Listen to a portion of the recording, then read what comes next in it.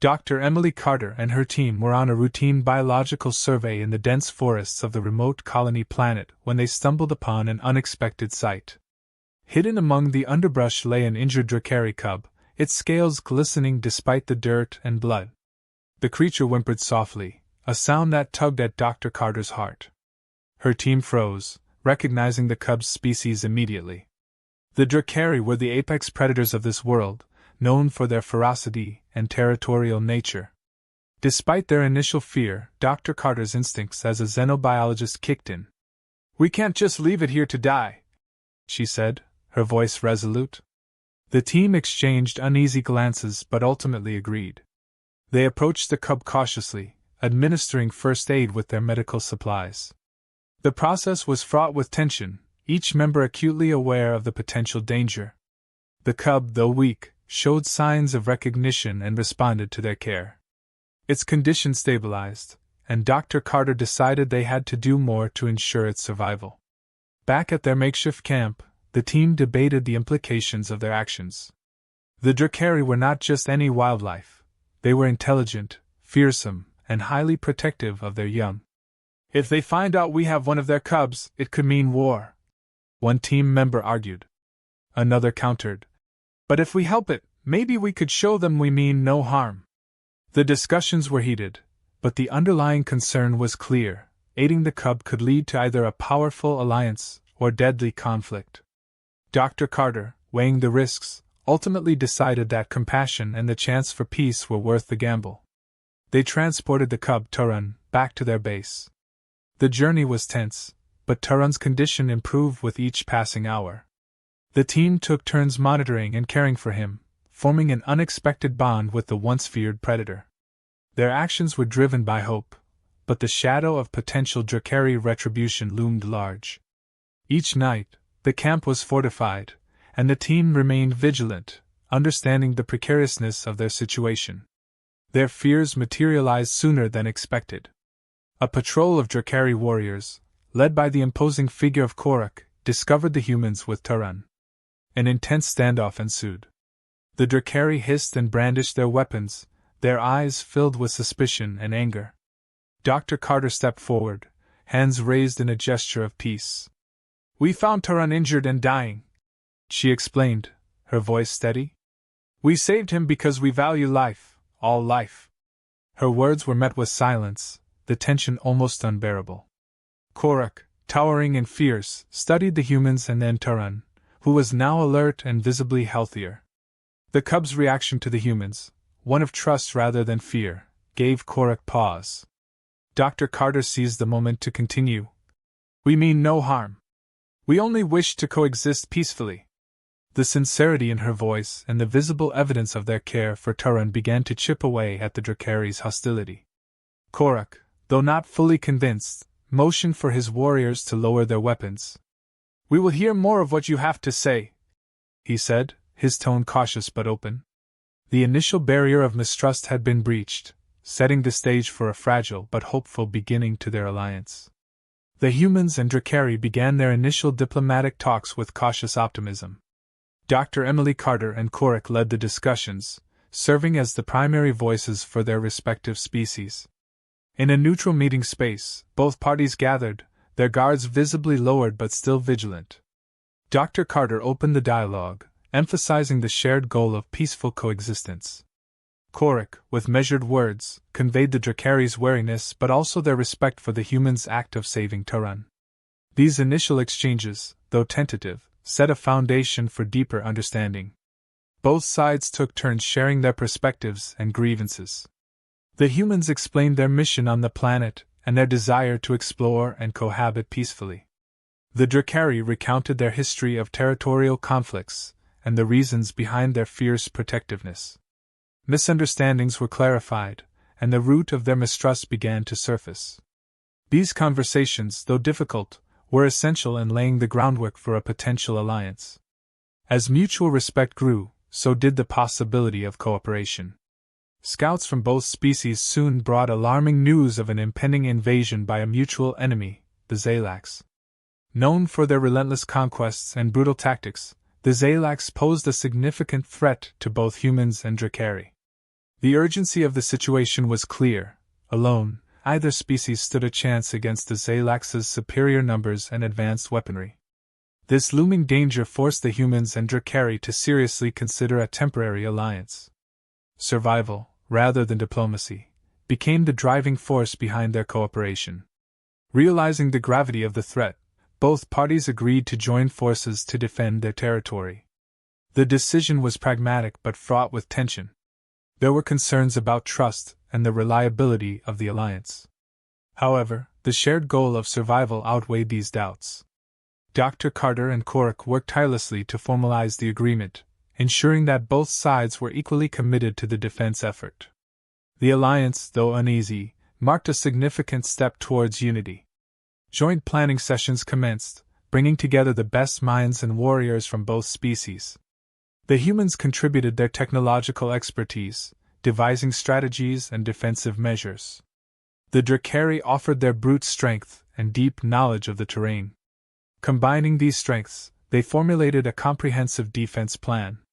The room buzzed with activity as maps were drawn, battle tactics discussed, and resource allocations decided.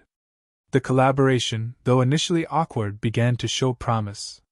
Training and coordination drills were essential in integrating the two forces. These sessions highlighted the challenges of merging different combat styles and command structures. There were moments of frustration and miscommunication, but also breakthroughs. The humans' precision and technological savvy complemented the Drakari's raw power and instinctual combat skills. As they trained together, bonds started to form, and mutual respect deepened. The drills not only improved their combat readiness but also fostered a sense of camaraderie that was crucial for the upcoming battles. The preparations, though intense, instilled a growing confidence among the allies. They knew the Zalax were formidable, but united, they believed they could mount a robust defense. The stage was set for a confrontation that would test the limits of their alliance and their resolve. The Zalax began their assault with swift and brutal efficiency, probing the defenses of the newly formed human-Drakari alliance. Waves of Zalax fighters and ground troops launched coordinated attacks, testing the fortifications and battle readiness of their opponents. The initial clashes were fierce, with the defenders forced to quickly adapt to the relentless onslaught. The alliance, though initially strained, demonstrated remarkable resilience and coordination. Human Drakari teams responded with quick, decisive actions that repelled the initial attacks. Advanced human weaponry, combined with the Drakari's unmatched physical prowess, created a formidable defense. Sniper teams picked off key Zalax officers while Drakari warriors engaged in close combat, tearing through enemy lines.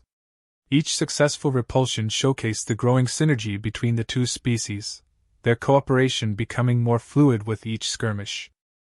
As the main Zalax force arrived, the battle escalated into a large-scale conflict. The horizon darkened with the sheer number of enemy ships and troops. Humans and Drakari fought side by side, their complementary strengths creating a dynamic battlefield presence. Human artillery provided covering fire as Drakari warriors executed flanking maneuvers, disrupting the Zalax formations. The ground shook with the intensity of the battle, every inch of territory fiercely contested. Key scenes of intense combat highlighted individual acts of bravery and strategic maneuvers. Dr. Carter, armed with a pulse rifle, defended a critical communications relay, ensuring continued coordination between the forces. Nearby, a Drakari warrior named Thran single-handedly held a choke point, his powerful strikes decimating waves of Zalax soldiers. General Hale coordinated aerial strikes with Korik, their combined leadership turning the tide at crucial moments. The battlefield was a chaotic symphony of explosions, roars, and determined battle cries.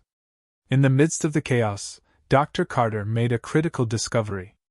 Analyzing enemy movement patterns, she identified a vulnerability in the Zalax formation, a weakly defended supply line that was crucial for their frontline operations.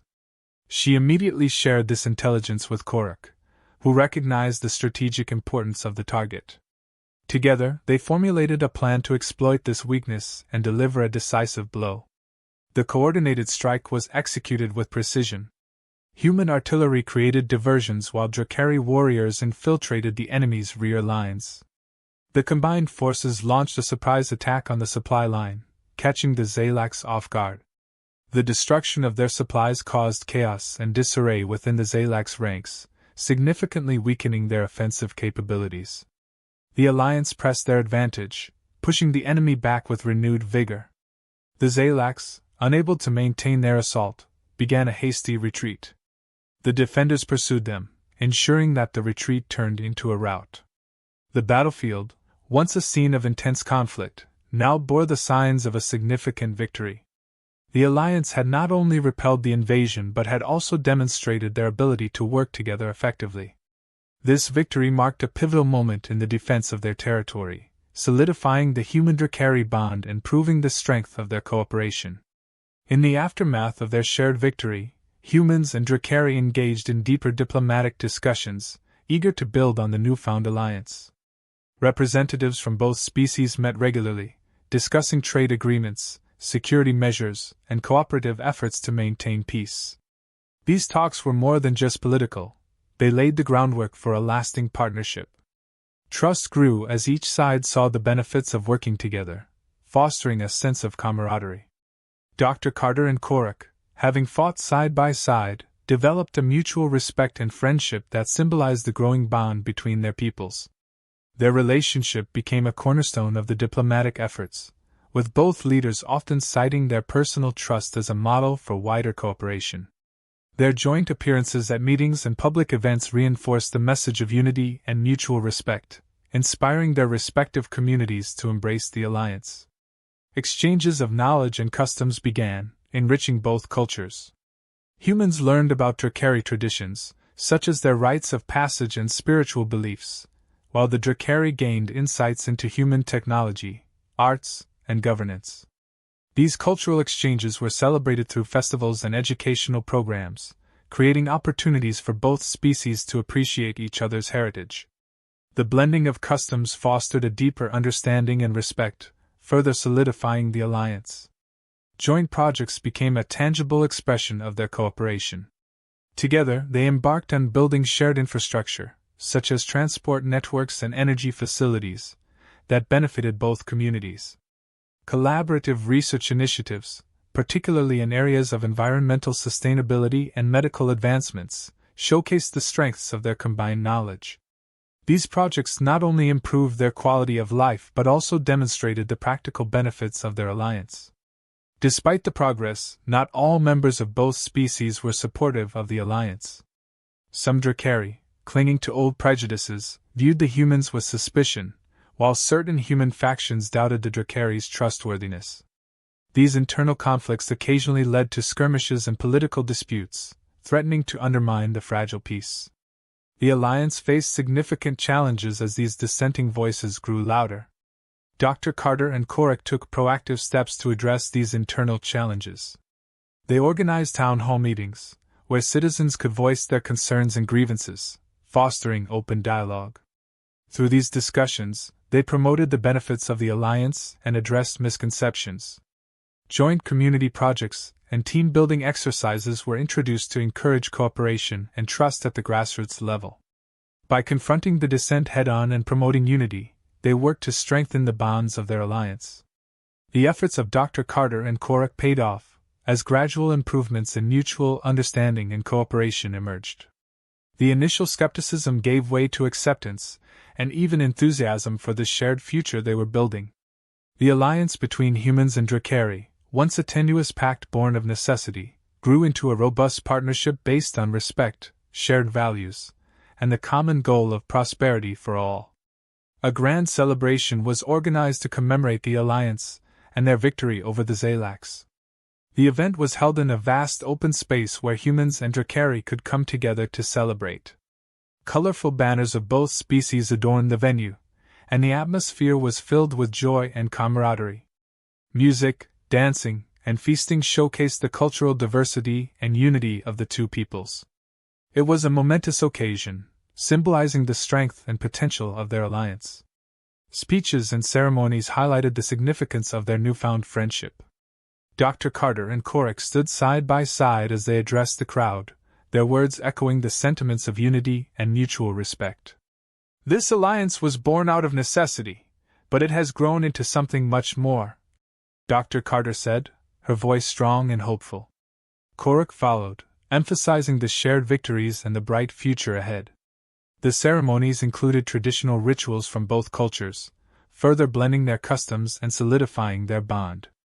Joint councils were established to oversee ongoing cooperation and address future threats. These councils were composed of leaders, strategists, and experts from both species, ensuring that all voices were heard.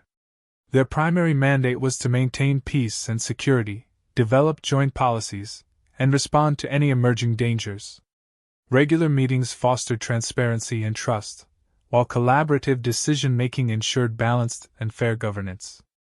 The establishment of these councils marked a significant step towards a stable and unified future. Plans for combined exploration and development initiatives were laid out, promising a brighter future. The Alliance looked beyond their immediate needs, setting ambitious goals for space exploration, scientific research, and economic development. Joint missions to explore uncharted territories were planned, aiming to expand their knowledge and resources. Development projects focused on sustainable technologies, infrastructure, and education, aiming to improve the quality of life for both species.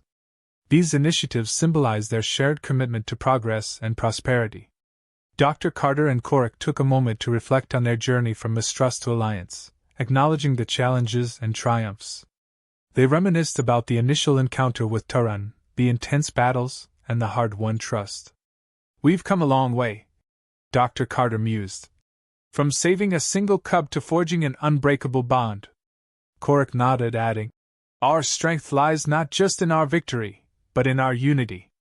Their reflections highlighted the personal and collective growth that had brought them to this point.